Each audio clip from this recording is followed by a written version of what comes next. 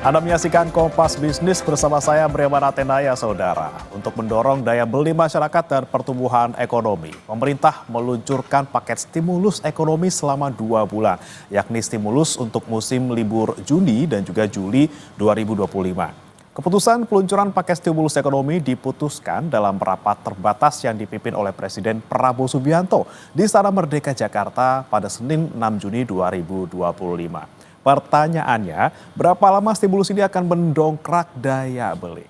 Lengkapnya kita akan bahas dalam wall ataupun pemaparan pada pagi hari ini, saudara. Sampai kapan kira-kira stimulus ini bisa mendongkrak daya beli kita?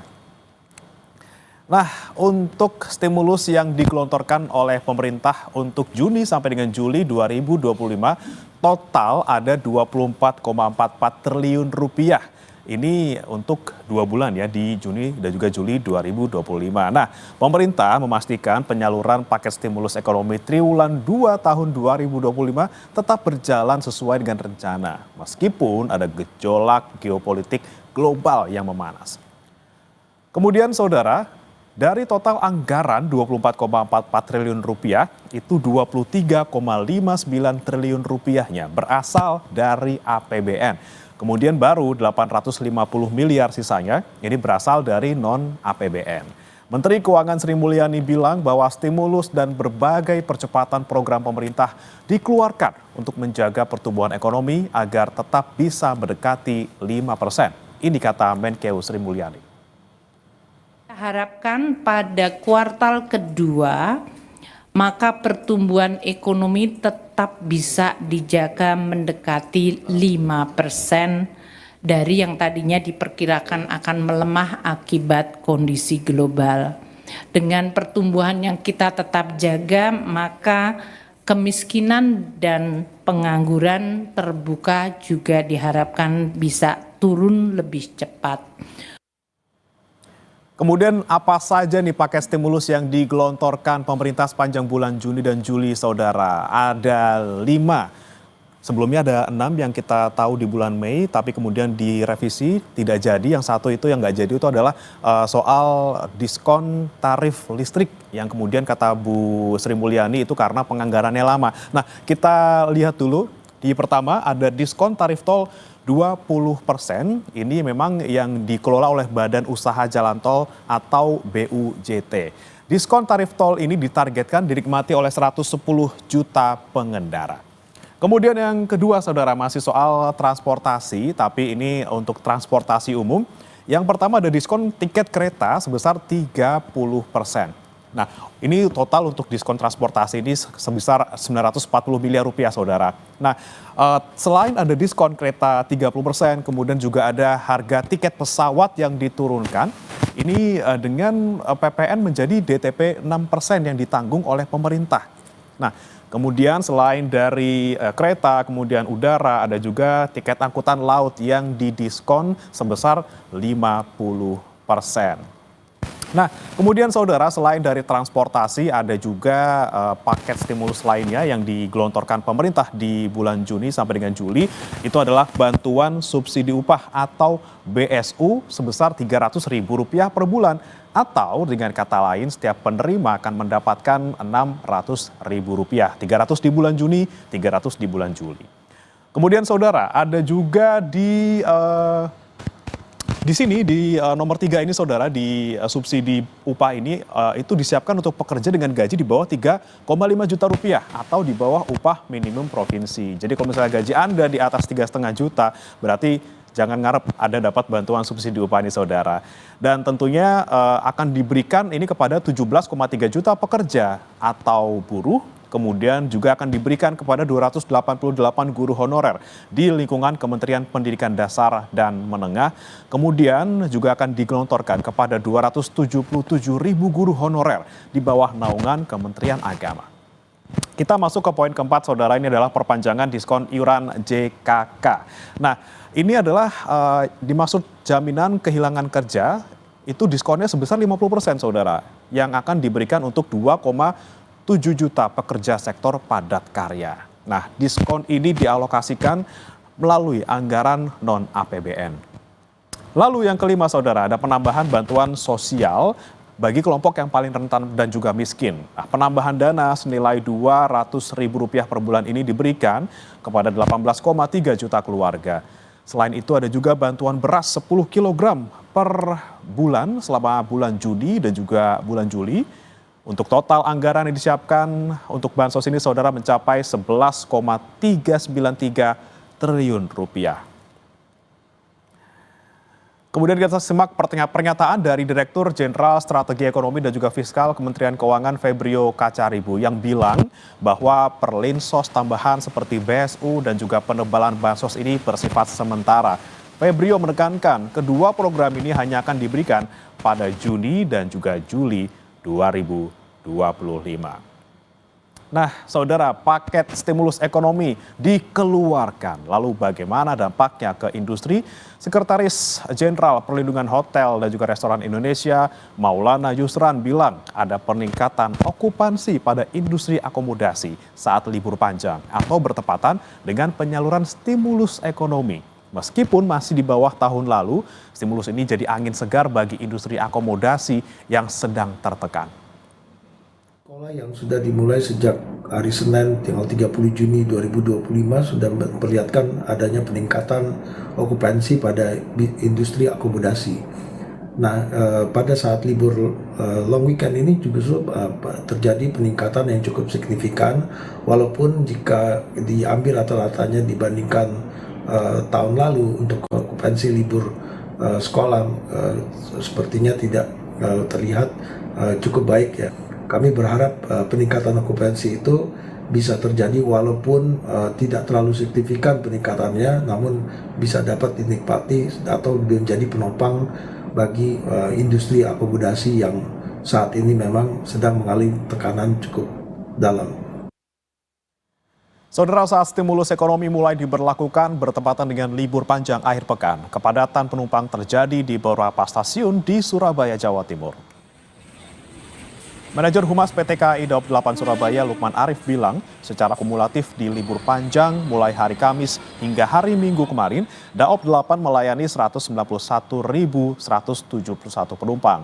Sementara tujuan penumpang yang berangkat dari stasiun di Surabaya, yaitu tujuan Bandung, Yogyakarta, Semarang, dan Banyuwangi, setiap harinya disediakan sebanyak 29.200 tiket atau tempat duduk dengan mengoperasikan 6 kereta tambahan dan 52 kereta jarak jauh reguler.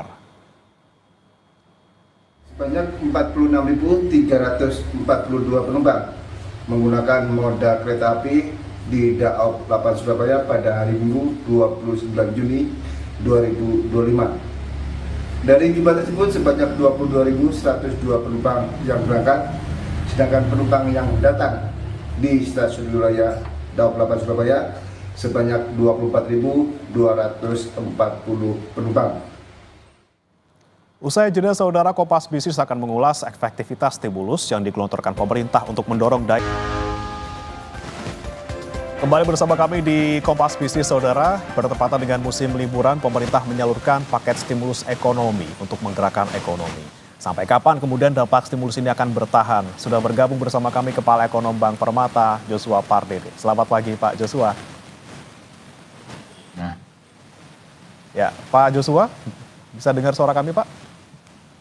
Selamat pagi, Bermana.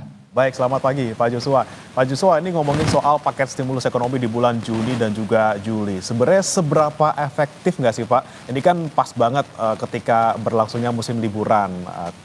Terutama nih bagaimana kemudian efeknya untuk mendongkrak daya beli, kemudian konsumsi dan juga menjaga pertumbuhan ekonomi.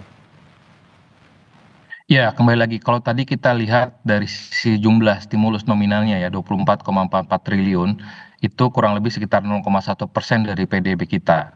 Dan kalau kita mempertimbangkan momentumnya, dikeluarkannya stimulus fiskal ini memang bertepatan dengan libur sekolah ya, dan ini kami memandang ini suatu hal yang positif di satu sisi, karena tentunya dengan adanya paket stimulus ini juga memberikan dampak positif ya. Tadi juga disebutkan oleh PHRI bahwa ini akan mendorong khususnya kelas menengah untuk spending untuk berlibur, dan juga akhirnya dengan adanya stimulus ini pun juga akhirnya dapat bisa menggerakkan beberapa sektor ekonomi ya seperti perhotelan, restoran ya, sehingga ini pun juga diharapkan bisa menggerakkan tadi konsumsi masyarakat yang kami lihat juga sepanjang setelah kita pulih dari pandemi, konsumsi rumah tangga ini pun juga ya belum kembali ke level 5% ya. Jadi memang ini tapi kalau kita lihat secara umum ya, sekalipun memang ini hal yang positif, tapi yang ingin kami cermati di sini adalah bahwa paket stimulus ini memang bukan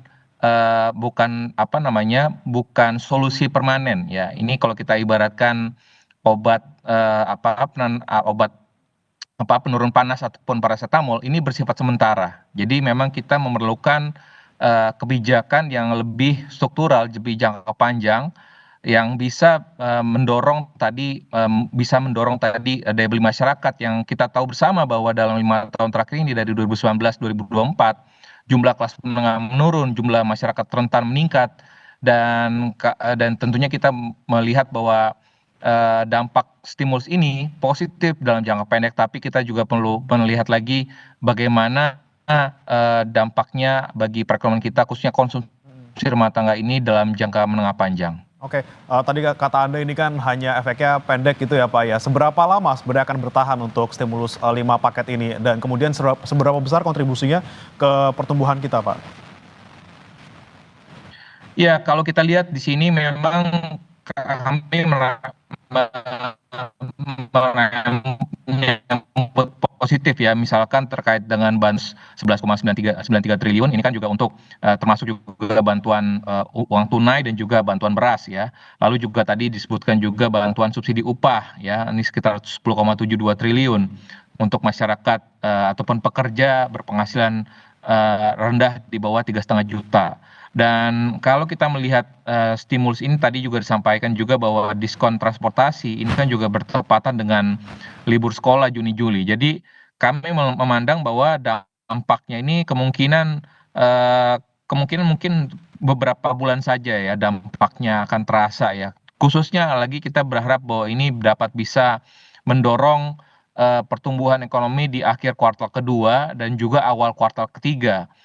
Namun kalau kita melihat dampaknya sendiri ya pada pertumbuhan ekonomi kuartal 2 secara khusus kami memandang bahwa pertumbuhan ekonomi kuartal kedua sepertinya memang masih akan harapannya memang pemerintah ini mendekati 5% ya. Namun kalau kita melihat bagaimana tantangan dari kinerja ekspor kita ya di tengah situasi global, lalu juga kita melihat bagaimana realisasi investasi PMTB ya di kuartal 1 yang lalu ini mengalami penurunan signifikan ya di tengah prioritas pemerintah yang lainnya sehingga beberapa proyek-proyek infrastruktur ditunda, lalu terjadi juga efisiensi anggaran ya. Tentunya ini memberikan tantangan tersendiri ya khususnya di kuartal kedua, sehingga kami tetap melihat bahwa di kuartal kedua 2025 ini pertumbuhan ekonomi masih tetap di bawah 5%. Oke, sulit mau di atas 5% ataupun bahkan di 5% ya Pak ya. Tapi kalau untuk stimulus ini tadi Anda bilang beberapa bulan saja dampaknya, apakah bisa bertahan paling tidak sampai akhir tahun nanti ketika mendekati Natal maupun Tahun Baru Pak? Ya, kembali lagi karena stimulus ini dikeluarkan ataupun diambil bertepatan dengan tadi ya, dengan libur sekolah dan juga kalau kita mempertimbangkan juga momentumnya, karena kalau liburan tidak ada uang kan percuma juga ya. Artinya liburan tentunya diharapkan ada tambahan ataupun ada uang ya, karena dengan itu masyarakat bisa belanja, masyarakat tadi bisa berlibur gitu ya. Karena kalau tidak ada uang, tidak ada tadi ada tambahan bantuan sosial dan juga bantuan subsidi upah, tentu masyarakat menengah tersebut ini tidak akan melakukan spending ataupun tidak akan berbelanja gitu ya. Jadi saya pikir momentum ini tepat sekali dan dan juga kita lihat di bulan Juni ini kan selain libur sekolah juga ada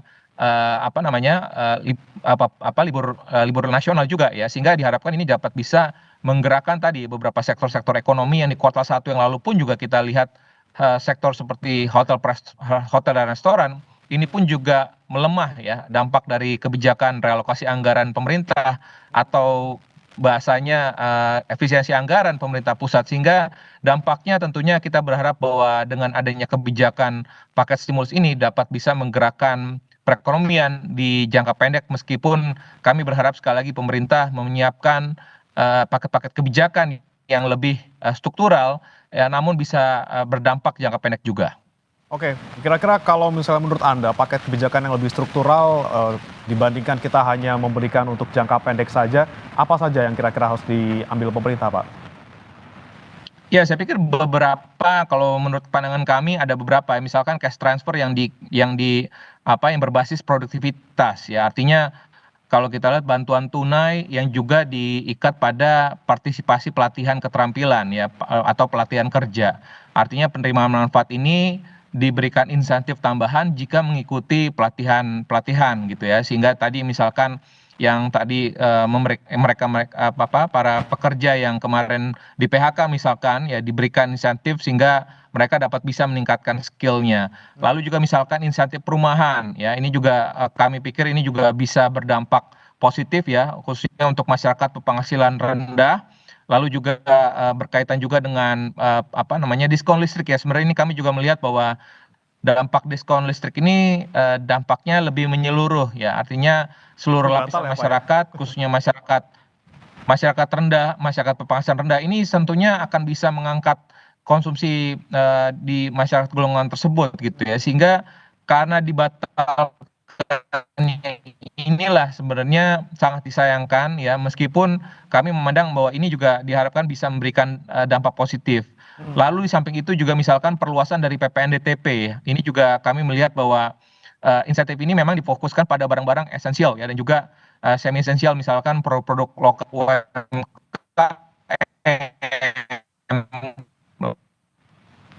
juga barang konsumsi Ya, pokok, ya. Pak Joshua? Lalu dan ini juga untuk bisa merangsang tadi berumah tangga yang dijual oleh pelaku UMKM lokal gitu ya, sehingga harapannya ini dapat bisa menggerakkan kembali lagi ekonomi nasional. Oke, tadi ada peningkatan PPN DTP, kemudian juga pelatihan, dan sampai sebenarnya kita butuh juga nih diskon listrik yang kemudian kemarin dibatalkan. Tapi kalau kita lihat kemampuan APBN kita, Pak Joshua, ini kan memang kita lagi defisit gitu ya, walaupun bagian yang diambil 24,44 triliun ini tidak seberapa jika dibandingkan APBN kita yang mencapai 3 ribuan triliun. Anda melihat seperti apa dari APBN kita, apakah masih kuat untuk bisa memberikan perlindungan sosial ini? Ya, kalau kita mencermati misalkan, ya, anggaran MBG yang seperti yang dilaporkan oleh Kementerian Keuangan, realisasinya pun juga belum 100%, ya, sampai dengan bulan Mei yang lalu. Sehingga harapannya masih ada ruang-ruang anggaran yang bisa dioptimalkan untuk stimulus lainnya, ataupun bisa mengoptimalkan belanja-belanja yang lebih produktif misalkan. Ataupun juga misalkan pemerintah juga bisa mengkaji ulang, ya, terkait juga dengan bagaimana upaya meningkatkan PMTB ataupun investasi, ya, karena ini sangat krusial dan penting. Oke. Bagaimana tidak, karena 30% dari ekonomi kita itu adalah investasi. Oke. Dan investasi bangun ini berkontribusi lebih dari 70%. Sehingga kalau tanpa adanya investasi fisik, ya, tentunya ini akan bisa berdampak kurang bisa mengangkat pertumbuhan ekonomi kita, dan sehingga perlu ada kembali lagi skala prioritas, ya, karena di satu sisi kita juga melihat bahwa ada risiko tantangan geopolitik di Timur Tengah, karena kenaikan harga minyak mentah ini akan bisa mendorong kenaikan subsidi energi. Namun di sisi lainnya pun juga pemerintah harus bisa lebih mengkaji ulang lagi kaitan prioritas belanja yang notabene harus bisa dirasakan oleh masyarakat penghasilan rendah, dan juga bisa mendorong tadi pertumbuhan ekonomi dalam jangka pendek. Oke, skala prioritas pemerintah menjadi penting, kemudian tidak hanya membuat ataupun memberikan kebijakan yang hanya berjangka pendek, namun juga berjangka panjang, terutama tadi untuk mendorong investasi, ya, Pak Joshua, ya, untuk kemudian bisa lebih signifikan mendongkrak pertumbuhan ekonomi kita. Terima kasih Pak Joshua Pardede, Kepala Ekonom Bank Permata, sudah bergabung bersama kami di Kompas Bisnis. Selamat pagi.